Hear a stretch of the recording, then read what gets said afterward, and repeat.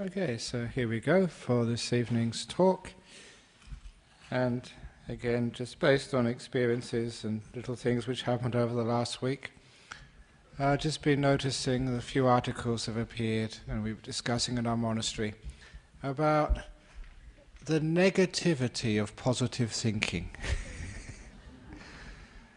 Because sometimes people have to be so positive, it seems to be in spiritual life. And if you're not happy after all these years of coming to this center, you must be a loser. And so sometimes the requirement, if you're living a spiritual life, to be positive, and the requirement to always be happy, makes people very tense. And also very upset about themselves, that they can't always be happy. What are they misunderstanding? And is it the case you always have to be so positive about everything which happens in this world? And there has been a movement in spiritual life, not just in Buddhism, but in many religions recently, just to keep positive about everything and just always be happy. And sometimes, as people have pointed out, that goes a bit too far. Or does it? Certainly you can see the dangers in that, and I still remember an extreme example when I was a kid. Anybody who is about my age might remember a TV series called Thunderbirds. And in this TV series called Thunderbirds, it was puppets. And these puppets, they were just fighting some natural disaster or some evil beings. And the only two characters I actually remember were Brains and Lady Penelope, if anyone remembers those. But the thing was, because they were puppets, and this was in the 60s, and this was a time when the special effects was just so rudimentary, that these puppets, they were always perpetually smiling. And even when the spaceship is going to blow up, Brains. Yes, we're all going to die.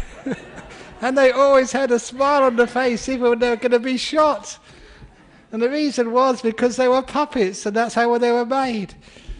And it was totally ridiculous that even these desperate things were about to happen to them, and they were smiling because they were just puppets. And any normal person, even any normal well-adjusted puppet, would change the shape of their mouth when they're about to be exploded by some bomb. And it's just the same. That reminds me of sometimes even spiritual life. You're a monk, therefore you almost must have a happy smile, even when people are shouting at you, and even when they're criticizing you because you did bhikkhuni ordination. You have to keep a happy smile on your face. Now you can see that that's an extreme, but we have to be careful here, because sometimes the positivity and the requirement to be happy is just get so extreme, especially when people sort of really feel miserable sometimes. Because life is sometimes like that. Life, sometimes things go wrong, and you're having a really rough day, and people don't do the right thing, or you get a speeding fine. I was told today that this is double demerits on Anzac weekend in Western Australia. So if you go through one red light, one flash, and one flash and you're ash. In other words, you lose all of your points and you've lost your license. And so that might have happened to you today. And now you've got to say, I lost my license today. Positive thinking. It's all right to feel miserable, and it's all right to feel upset, and there's just the requirement to be happy. If you come in this room with a miserable smile, a miserable face, you are quite welcome here. So you don't have to be happy, and you don't always have to be positive. Because, life is sometimes like that. Life is sometimes, pretty hard to bear from time to time. And so sometimes the desire to be happiness, the requirement to be positive, often just makes people false. They're not being really truthful.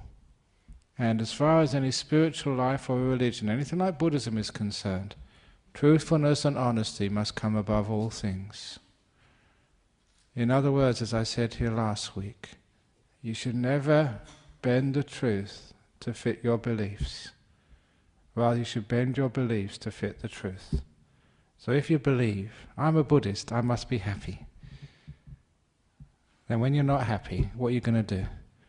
You're just going to be in denial and say, yes, I've got to be happy.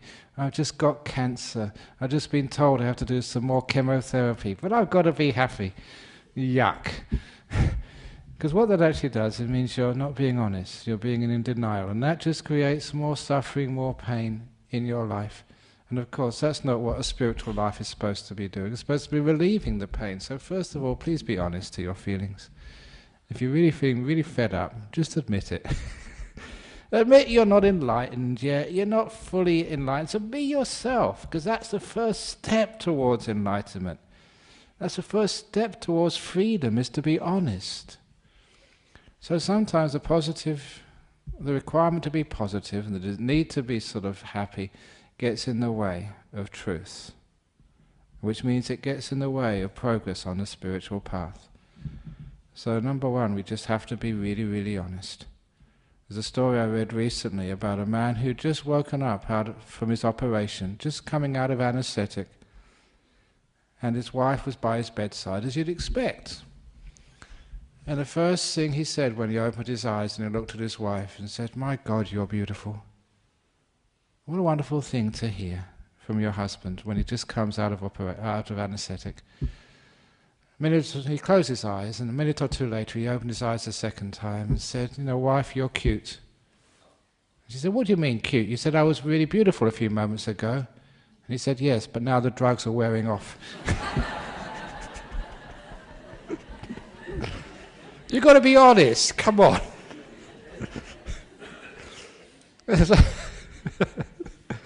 Sometimes the drug... I'm going to get into trouble for that one, I'm sure. So that the drug of sometimes religion or spirituality can sometimes get in the way of truth. It's much better to be honest. But, and this is an important but, when we do experience like the truth of life, and it's difficult and it's painful, it doesn't go the way we want, first of all we admit it. And this is what life is. But then where Buddhism sort of kicks in, honesty, and then we always realize there's always something we can do about this. This is where the law of karma kicks in. Now this is a central part of Buddhism, law of karma. What the law of karma is, it's not looking backwards. I am hurting, I must have done something wrong. I've got I suffer from hay fever. I always got sort of an itchy nose, and that must have been in my past life. I must have punched an enlightened being in the nose. And this is why I've got to suffer like this. And sometimes whenever something happens to us, we think, what did I do to deserve this? I must have done something wrong. And you look back in the past, but that is not what we mean by the law of karma in Buddhism. Yeah, that's part of it, but that's not the important part. The law of karma is, this is what I've got. I have a cancer, I've lost my partner in life, my kid's having trouble, I've lost my job, people are cheating me out of my money, I've just lost my driving license, my car has been stolen, and all these other things which might have happened to you today. Sometimes they all happen in the same day. But whatever, the law of karma says, well, this is where I am. What am I doing about this? And that is a sense of honesty with a little bit of positive thinking. The positive is, what am I going to do about this? The negativity is, what did I do to deserve this? This is really terrible, this is really awful, poor me, why did this happen to me? What have I done wrong? This is unfair, this is cruel, this life sucks. Now that's a negative thinking. And the real positive thinking is not sort of being in denial to the situation you find yourself in from time to time. It's being truthful to it. You're having a problem. It's a difficult thing to deal with. Where the positive stuff comes in is, What's the strategy to do something with this? So you don't wallow in the shit of life, and you make use of it. And you've heard me say this many times, the positive part of life is not being in denial to the truth of the difficulties and problems which we face from time to time. It's actually making use of those difficulties, admitting they're there. Yes, this is difficult sometimes, things don't go the way they should or we want them to go, and it's sometimes even painful. Okay, now what are we going to do about this? So the positive part of it is making use of whatever comes along in life. And of course, if what comes along in life is very pleasant, enjoy it. You deserve to have happiness in life. It may sound like a banal thing to say, but many people, they don't allow themselves to be happy when it comes along. They think there must be something wrong, that they're happy. So if happiness comes, enjoy it. But when the pain comes and the difficulties in life comes, then we can make use of it. And I've often found, I think many of you will agree, it's those painful, difficult, problematical times of your life. These are the ones where we really can grow spiritually. This is the cold face of life, where the work is done, where we can really sort of grow in our understanding of what life is all about. The happy times are like holidays. So the painful times is the work of life, the spiritual work of life. It's a fertilizer which we can use, as I've said many times here, the fertilizer which we can use to grow. And so when there is that painful part, we admit, yeah, it's painful, it's difficult. Now how can we make use of this? How can we grow from this? How can we learn from this? And that is a positive. And Buddhism has given me, and hopefully many of you, many sort of strategies to make use of the difficult things in life. At the very least, it teaches you that those difficult times of life don't last forever. They change. Now that's an obvious thing, that this too will pass, the pain doesn't last forever. But many times when you really are in the shit, when things are going very difficult for you, you forget. And because you forget, sometimes you think, I cannot endure this any longer. The pain of the chemotherapy, just the shame of being put in prison, for some crime which anyone could do. Just the loneliness of being abandoned by someone you gave your life to, you loved and married, and now they're gone. So all of that, sort of the pain, we admit it, but we know it will go, it will pass. It's one of the things which I have often said when I went to go and visit the prisoners. When you're in jail, it's so shameful. You're called a criminal. You're in the green clothes. You live behind bars. And your freedoms are so heavily restricted. Every morning, every minute of the day, you're reminded that you've done a crime. And it's very shameful being in a jail. People just don't like to admit it.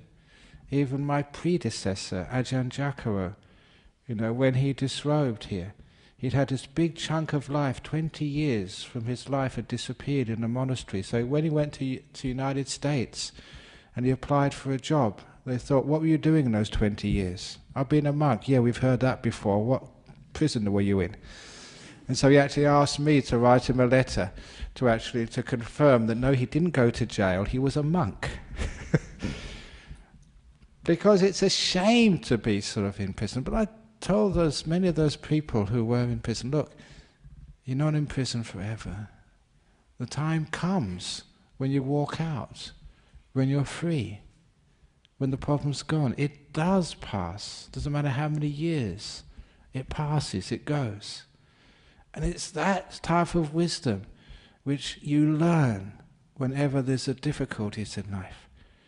It's a positive idea that yes, there is pain, there is difficulty, there is tragedy, but it will pass. And that teaching of impermanence, of anicca in Buddhism, is powerful. Never underestimate that. And what that means is you are taking a painful experience and you're lessening its sting. You are making it a little bit happier, knowing it's not going to be there forever. And you'll find it actually does disappear. It just disappears gradually as the pain of the past vanishes, because you have these wise attitudes. And it brings, this is one example of a strategy, this too will pass. It brings in this great teaching of the Buddha, which when I heard it, this great teaching, I thought this fellow really knew what he's talking about. And it wasn't just, some metaphysical enlightenment which you're going to get a long time down the track and just you're left sort of just wallowing in the truths of life in the meantime. These were strategies and teachings which just made sense, which everybody at every stage of your practice can apply, and that was a great simile of the two arrows. He said that it's like when you're suffering, when you're in pain, when there's a difficulty in your life, there's like two arrows inside you. The physical arrow and the mental arrow. So the physical arrow you can't do much about. Disappointments happen in life. Sicknesses happen. It doesn't matter just how much brown rice and veggies and exercise you do, you get sick. And that's for me, sort of, some of the food I eat is all types of rubbishy food.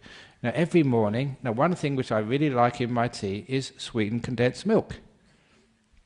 Or if not that, like long life milk.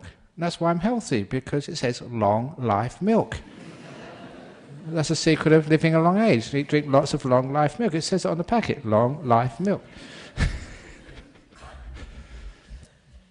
But sickness will come to me. I'm not going to avoid it forever. We all get sick from time to time. So, when you get sick, that's the physical arrow. When you lose your job, that's the physical arrow. When sort of something happens to you, people criticize you, that's a physical error. And he says, we're going to accept that. That's part of life. Each one of us will meet that from time to time. And number one, look, it's not your fault. Doesn't matter what you do. You're going to get sick. You're going to lose your job. You can have arguments with your relationship. Some of you are going to get divorced. Some of your kids are going to just, call you all sorts of terrible names. That's life. It happens. But the mental arrow is just what we add to that with our mind. And I already mentioned one thing, guilt. That's a mental arrow which many of us have. You're in a relationship, it falls apart and you think, what did I do wrong? A lot of time, nothing. You did nothing wrong. This is what happens with relationships. Sometimes they last, sometimes they don't last. It's not your fault. It's not their fault either. And sometimes it just doesn't work out. The karmic causes aren't there. So don't blame yourself on these things, because the blame is adding another arrow, the mental arrow, to the suffering of life. Or you lose your job. You think, losing my job, why did I get sacked? What did I do wrong? Sometimes nothing wrong, it just happens that sometimes you lose your job. But you don't add that mental arrow of guilt. You don't add the mental arrow of anger either. Someone has cheated you. Or sometimes you did get sort of caught speeding today and double demerit points, or whatever else happens today. Now why get angry about that? That just adds another level of suffering onto the problem. And one of the nice things about that teaching, you've got the physical arrow, that just happens in life. But the mental arrow, that is something which you add on to the problems of life. And it's a mental arrow which, in Buddhism, we try and focus on to make sure we never get hit by that mental arrow to begin with. If we do, we can take it out pretty quickly. So in life, you've only got sort of the physical suffering. We're realistic to that, it exists. We don't have a sort of a positive sort of denial to the fact that life sometimes doesn't work out the way we wanted it. It's very painful and difficult to bear. We accept that, but the mental arrow is what we really work on. So we take out the mental arrows of guilt, of anger when we blame other people. Remember what anger and guilt are, they're just two sides of the same emotion, and two sides depending on where you direct it to. Direct it to yourself. Anger towards yourself is called guilt. Stupid me, why did I do that? I shouldn't have said that. Why did I keep on doing that? That's anger towards yourself. And you know what? Anger towards another person, it's your fault. Why did you do that? You stupid girl, you bad woman, you bad boy, you bad dog. Why do you keep blaming the dog? The dog's just a dog. That's what dogs do. I mean, they've got to poo somewhere, and if it's in your carpet, well, they don't really know what's going on. It's a nice place to poo, that's all. I remember like the cats in our monastery. We've got a couple of cats, and where they like pooing is in sand, because if you come to our monastery, Bodhinyana Monastery, or down in Serpentine, you know, in there, it's gravel. And no, imagine a cat trying to sort of dig a hole in the gravel to sort of, you know, to do its business. So if it finds any sand somewhere, of course, that's marvellous. That's like a luxury loo for a cat. So it digs under the sand and does its stuff. It buries it afterwards, but the next day when I'm mixing cement with that sand, you get all the cat poo and you have to take it out. That's what happened yesterday. So, but you can't blame the cat. That's just cats being cats. So yeah, it's suffering having to take out the bits of cat poo from the sand before you make your sort of mortar. But you can blame the cat. That just adds a mental arrow of suffering, getting angry at somebody. So we can always take the mental arrow of suffering out. Physical life is there. This is just what cats are like, what people are like. But the mental arrow, it shouldn't be like this. Getting angry, getting upset, that's something which we can do. And that's where the Buddhist positive thinking really lies. It's not just, being positive about life. This is what the life is. There's always going to be sort of wars. There's always going to be politicians messing around, people who are corrupt in our institutions. There's always going to be sort of people who, rot the system. We try and reduce that as much as we possibly can. But look, this is the human realm. This is not sort of some heaven realm. Yeah, we try and make it the best we can, but this is just people being people. So, this is just what we have to accept, trying to lessen it. But where we can really sort of do something is lessen the mental part of our problems. Always being sort of critical and fault-finding. Being critical and fault-finding doesn't mean that the world is a wonderful place, it's a lovely place, and everybody is beautiful, and Osama bin Laden is just misunderstood, that's all. No, we're being realistic, but we're also understanding that the way we look at life, what we add to life, that is the mental arrow, and that's where we can do something about. And what do we do? With the problems of life? This is a situation, what type of karma can we make? And bringing in the law of karma here, what do we do with what we've got? So we don't add an extra mental arrow. This is where understanding the law of karma is not acting out of greed, hatred and delusion.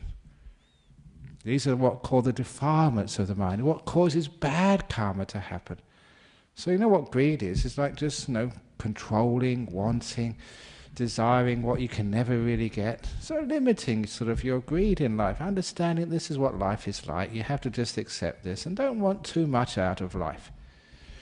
If those of you who were at the chanting a few moments ago, before we started the meditation, we chanted the Metta Sutta, and it's in English, to be content and easily satisfied, not demanding in nature, were some of the words which were said in that. And those are words which really stand out for me. Because in our modern life, how many of you are content and easily satisfied and not demanding in nature?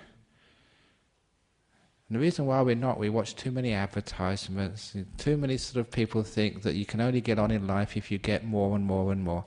And you have to demand things, and don't be so easily satisfied in life, because if you're too easily satisfied, you're not sort of seeking excellence. I know that somebody sort of complained to me about this. What about the pursuit of excellence?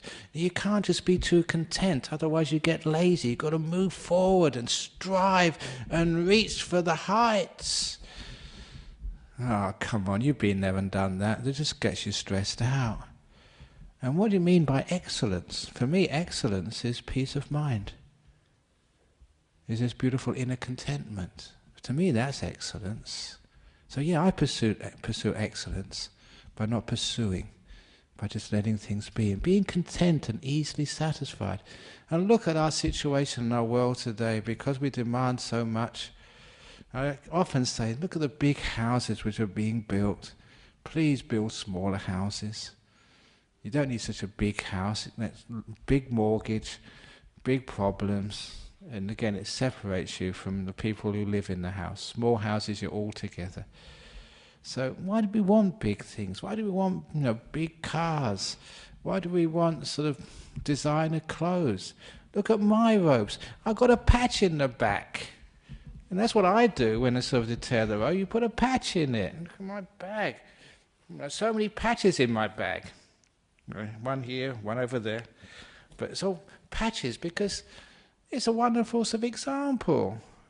That actually when I was a kid I had patches in my jeans because I was really poor. And now they're actually fashionable.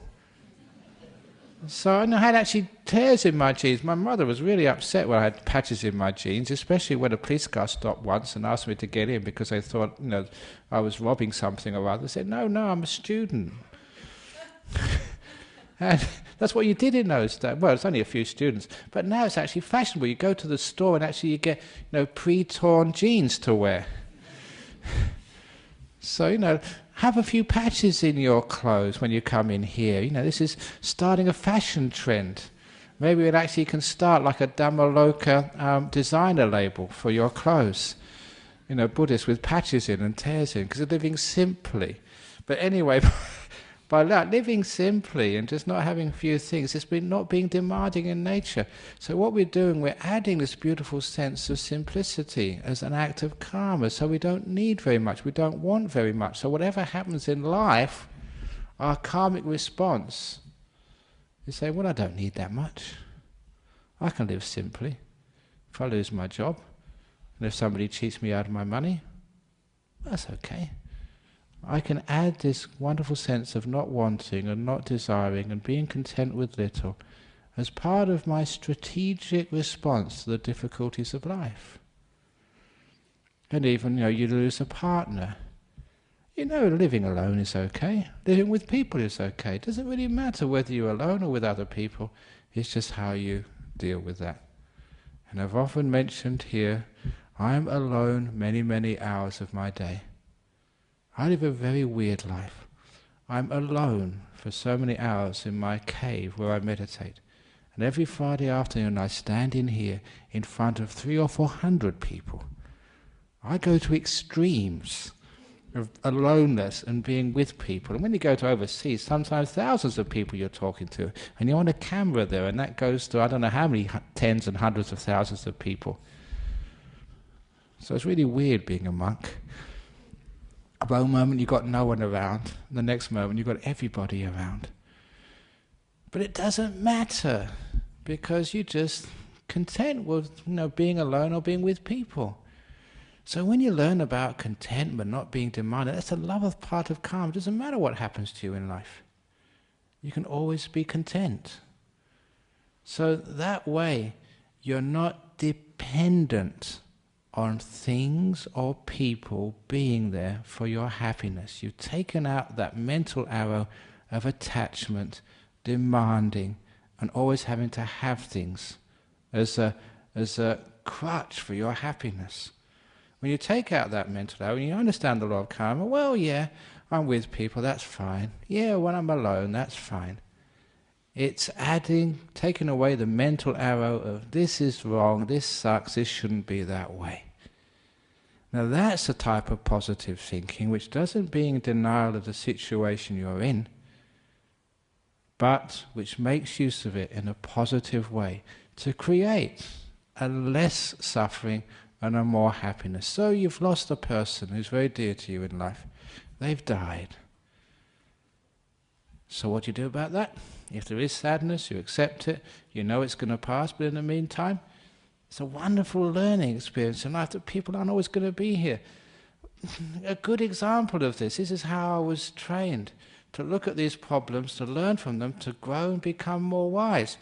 Ajahn Chah would pick up a glass This is, the cracked glass simile. I haven't done this for a while here, but you pick up a glass and say, can you see the crack in the glass?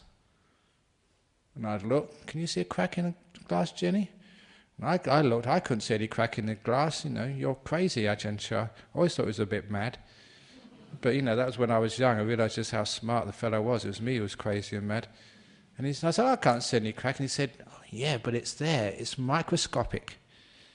It's there because one day someone's going to drop this or kick it. And that microscopic crack is going to open up and the glass is going to shatter. He said, we call that a fragile glass because it has the potential to break. It's got the microscopic crack already in there. He said, if this glass was made out of plastic, then you could drop it, you could kick it because it was unbreakable. You wouldn't need to care. He said, just like human beings, each one of you, I'm looking at you now, is cracked. You've got this microscopic crack inside of you called your potential death. You're fragile. If you were permanent, eternal, unable to be broken or hurt, you'd be just like a plastic person. I could kick you, I could curse you, I could throw you around, and you wouldn't hurt. But you're not like that, are you? Each one of you is fragile. You can get sick, you can die, and you can get emotionally bruised. You're just like this cup. You've got microscopic cracks in you. That's why I have to care for you. Why other people have to care for you. Why you have to care for yourself. Because you are fragile. And every time you hurt, every time you get sick, every time you see your own death reflected in the death of someone you loved, it reminds you of your crack. It reminds you why you must care. Why that the relationships you have with people who are your friends or loved ones, they're not always going to be there. That's why you care. You know how easy it is to get sick, which is why you care for your health. You know how easy it is to get bruised inside by unkind words or just forgetful gestures. When you know how it hurts, then you know why you should care. Sometimes people ask, why is there not more care and compassion in this world? It's because people don't reflect when they're hurting, or they don't understand the teaching of pain, or what it's there for. The disappointments and the pain of your life are just the reminders about the importance of compassion. Because you all know that if you realize that the person you live with is going to depart tomorrow into death, what would you say to them today? How would you care for them today? It may be tonight. One day it's going to happen. If you realize that one day you're going to get sick, and maybe that's going to be tomorrow, that tomorrow you're going to die, how would you look after yourself today? One day that's going to happen. So we treat every day like it might be our last. And if you can do that to yourself and the people you associate with, what a wonderful, wise and kind person you will become. It's reminding yourself about the cracks of life. You're not in denial. You're not in a positive thinking that a glass will never crack or break. You're never in denial about your fragility or the fact you're vulnerable and you do hurt. And other people hurt as well. You remind yourself of that. And every time there is pain, disappointment, tragedy in your life, it's another reminder how important it is to be compassionate and kind and forgiving and look after one another. And also to be kind, compassionate and look after oneself and be forgiving. So this is how we change our attitudes towards the difficulties and pain of life. Not denying it, keeping it sort of the positive response to the negativities of life. And there we do actually learn and grow from these things. And other people who see us when we do learn and grow say, well, they're a happy person. And they think, you're a happy person. Ajahn Brahm, you're a happy person because you live as a monk. You don't have to live in the world like us. You don't have to worry about getting speeding tickets and struggling to survive and pay the bills. You don't have to worry having a husband, having a wife, having kids. What do you mean? I got a whole bunch of kids at my monastery. The Anigarikas, the monks, you got the nuns down at... Of course you have the same sort of way. It's interesting if you ever come and stay at the monastery and actually sort of come and just see. This is like a family, like any other sort of group of people. But the reason, sometimes people say, oh, Ajahn Brahm, you're happy because you don't have any worries or responsibilities. People think that, just go in the monastery and just sit meditation all day. No, you have your crises, someone goes a bit crazy, you have to send them to a hospital, somebody goes around with a knife and cuts somebody else. That was a couple of weeks ago. The monastery is like any other place. I would know that we've really made it and made an impact in our Western world, especially in Australia, when the ABC does their first sitcom of a Buddhist monastery. They haven't done one yet. They've done sort of in hospitals, in police stations. You got, I think, the Bill. You've got sort of emergency room, sort of Bodhinyana monastery, or obviously they call it monkey business or something like that. And I'd have a sitcom of what happens in the monastery. I could write the script. I've got many ideas which we can actually do. But actually, on that sort of subject, our biggest franchise, if anybody really wants it, if anyone knows anyone in the movie industry, because I said this to somebody last Saturday, and because I saw this, it was a bit of a steal from a cartoon I saw in a Thai newspaper when I was first a monk. It stopped soon afterwards. It was Super Monk. Now, not Superman, not sort of Iron Man, not sort of Batman, but Super Monk. Because Super Monk was a great character in the cartoon because he could fly through the air, had all these psychic powers, and so we'd stop all these great tragedies and terrorist attacks. But in the end, he wouldn't other Superman throw people in jail. He just give them the 5 precepts, and they'd become Buddhist monks, and everyone lived happy ever after. It's a wonderful ending, just with a bit of spirituality, but a bit of of the argy-bargy necessary in movies. So anyone who knows anyone in the movie industry, Super Monk would be a great franchise, something new they haven't seen before. And Buddhist Society gets 10% of the revenues. But how did I get into that? Super Monk. I forget how I got actually into that. But this is just a way we can deal with the difficulties of life. So if they think I'm a super monk, or the monks are super monks, or the nuns are super nuns, they're just ordinary human beings. But because we practice these teachings, we do experience the difficulties and pains of life like anybody else. There's disappointments, things which don't work out the way, criticisms. But because we've learned how to accept and be honest to the difficulties in life, and to take out the mental arrow, it shouldn't happen, and being sort of negative towards life, but having an understanding that yes, there's something which you can learn from this, something you can grow from this, that suffering becomes our teacher, becomes our motivation to learn, to love, to be wise, to be kind. Because we use this, our happiness levels actually do go up. The mental happiness, even though the body may be in pain.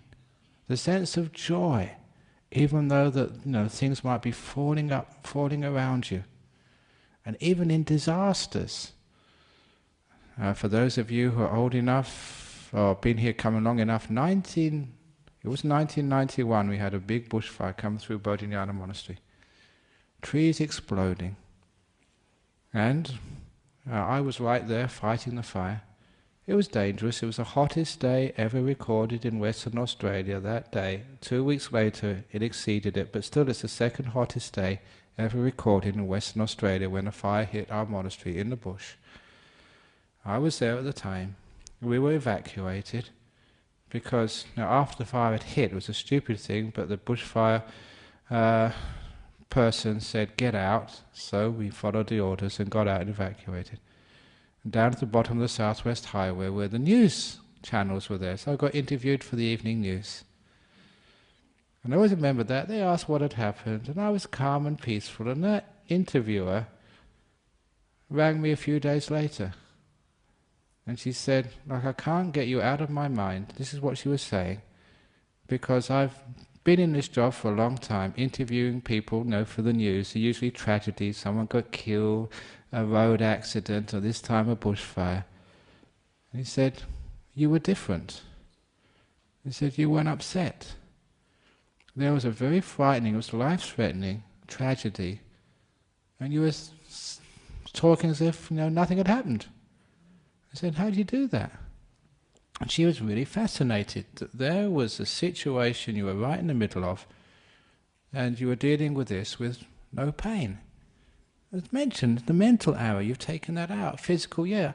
At that time, and this is totally honest, I thought that monastery had been totally destroyed. Next day we went there, I couldn't believe that it had survived.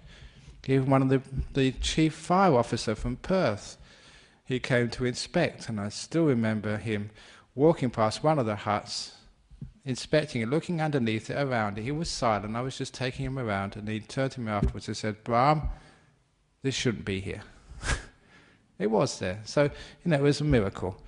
But I always thought that the place would be destroyed. And I remember that evening thinking just all that hard work. And, Dennis, you remember I was the builder. Ajahn Brahm was the fundraiser, but I did most of that building. And I worked really hard. Harder than any builder would work. And just sleeping out, washing in cold water, because there was no sort of place to bathe for the first weeks in life. First weeks in that monastery. Really working hard, and there it was all destroyed in a couple of hours. I remember that was just something which could devastate people, make them depressed. But because of our training, you thought, well, it's worth doing. Let's do it again tomorrow. And that's just that attitude. I'm not going to let a fire destroy my happiness. And it's just been of course it was there the next day, it was quite a surprise, didn't have to work so hard. But even to this day, I make the statement, and this is something which I live by, don't allow things in the world to control your happiness. It's one of the great insights which I learned from Buddhism, that happiness is totally independent of your health, your sickness, your success in life, your failures in life, people criticizing you, being wealthy, being poor. Happiness is a mental thing. And it's the mental arrow which takes away your happiness, not the physical arrow. So it's something you can take out. Happiness, you can be happy, no matter what you experience in life. Unfortunately, I've been around long enough in Buddhism to see people actually do that. People who should be in great pain physically, and they have got a smile on their face, and they're not puppets from Thunderbirds. They're real people, they're not in denial. I remember one story. You remember, those of you again who've been here a long time, Ratana, this Thai girl, who really helped out our monastery in the early days, one of the close supporters, and she got lung cancer. And in hospital, I think it was King Edward Memorial Hospital, she called me. She just got the diagnosis, the biopsy back. She had lung cancer. It was not curable.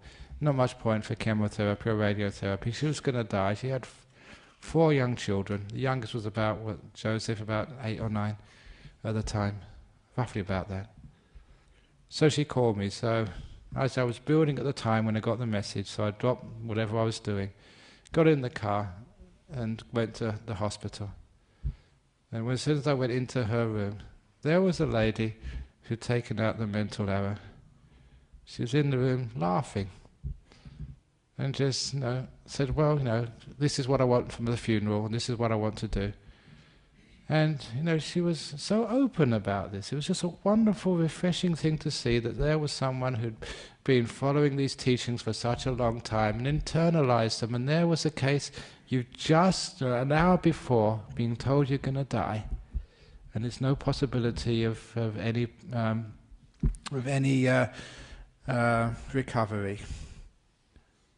And she was so at peace and so happy, laughing and cracking jokes. The joke she said, when you go back to this temple here, please tell all my friends, the Thai ladies, don't come and visit me yet. Come and visit me later, when I'm in my box.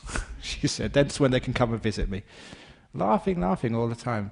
So, we talked about, the arrangements and everything, and then when I walked out of the room, actually not the nurse, not the sister, but actually the matron was actually the head nurse was actually waiting for me, this very old nurse. And she said, I'm so glad you've come. Can you come in my room, please? I said, yeah, what? I said, she's in denial. She's not admitting she's going to die. I said, what do you mean? She's just been telling me all the funeral arrangements. No, she's in denial. She's not crying. She's not screaming. She's not upset. And that was a wonderful experience for me, because that was early on in my life here. It's the first time I saw someone just not understanding that this was not denial. This was total acceptance. Taking out the mental error that there was someone in a very painful situation, lung cancer. No, you're going to die. You're going to sort of leave kids. I think the youngest. And she didn't have a partner. She was a single mum. And she took it so beautifully. And I had to explain to the sister, look, this is what Buddhists are like. The really ones which have, understood these teachings. She's taken out the mental error. It's a waste of time crying and screaming about it. Yet it's not usual, but it's not denial. There's a person in a difficult situation who said, let it be. Can't change it. Let's make the most out of this. And she died so beautifully. At the funeral, I remember the doctor saying to us, she died with grace. Beautifully, wonderfully. Now that was an example that these things which I say are just not all theory, they actually work. Now this is what we mean by a positive attitude. If there's something you can do to solve the problem, please do it. And this is how I practice. We had clay trucks coming past our monastery a few years ago. That was a problem. And I fought that for years until we wore the clay company down, the brick company down. So we won eventually. It's something you could do. So you did do it. If we'd lost, we'd lost. But even in that, I always remember Ajahn Sujata was my secretary at the time. When it came to Christmas time, he wrote all these Christmas cards wishing well to our opponents in all these court cases. Now that was really a nice thing to do. It was that's a Buddhist thing to do. Just because you're having a court case, with a brick company, doesn't mean you can't love them and be kind to them and send them Christmas cards. Not through the lawyers, directly, to their addresses. And that was beautiful. I was really proud of him for doing something like that. It was a very nice gesture, very Buddhist. So you can see, even in those situations, you can actually still take out the mental arrow of anger or ill will. That doesn't help. Because whatever's happening, you've got cancer or you're in a court fight, never allow that situation to take away your happiness. Never allow sickness, death, disappointment to take away your happiness. You can do that. I've seen so many people do that. And the very possibility shows you what happiness truly is. And positive thinking is not about denial. Positive thinking is being realistic to the nature of life, understanding the law of suffering, but understanding that that's physical, that's the world. And the main part of suffering is in your mind, the mental reaction you have to life, the mental arrow. You take that out and don't allow sickness to control your happiness. Yeah, you're tired. Yeah, you're weak. You're in pain. I've seen people become happy. I know that myself. It's possible. When you take out the mental arrow, that happiness is possible. And it's not just a fake happiness of the puppets. You're not just putting that smile on because that's what you think you have to do. This is real. It comes from within. The mind is a forerunner of all things, said the Buddha. It's a chief. It's the main thing. And that's what you learn by coming to places like this. And you'll surprise yourself, and you'll surprise your friends and relations and other people. The big test, when you really find out how much you've learned in a place like this, and how much you've understood when you've meditated, is when those situations happen. And you find you are at peace. You are happy, even though life is going wrong. I'll finish with one of the favourite poems which I read so many years ago when I was a lame Buddhist in England. And it's easy enough to be happy when life goes along like a song, but the one worthwhile is the one who can smile when everything goes all wrong. And you've seen people like that? You can be that person. It's all about learning. When there is pain, acknowledge it. When there is suffering, be honest to it, be truthful to it. And calm, what am I going to do about this? And the options of what you can do are immense. You don't need to get negative. You don't need even to be unhappy. You're truthful, you're positive, you're happy, even when there's great pain and suffering. The glass has a crack. Care, value, respect. Then you know how to be happy, even when life sucks. Thank you for listening.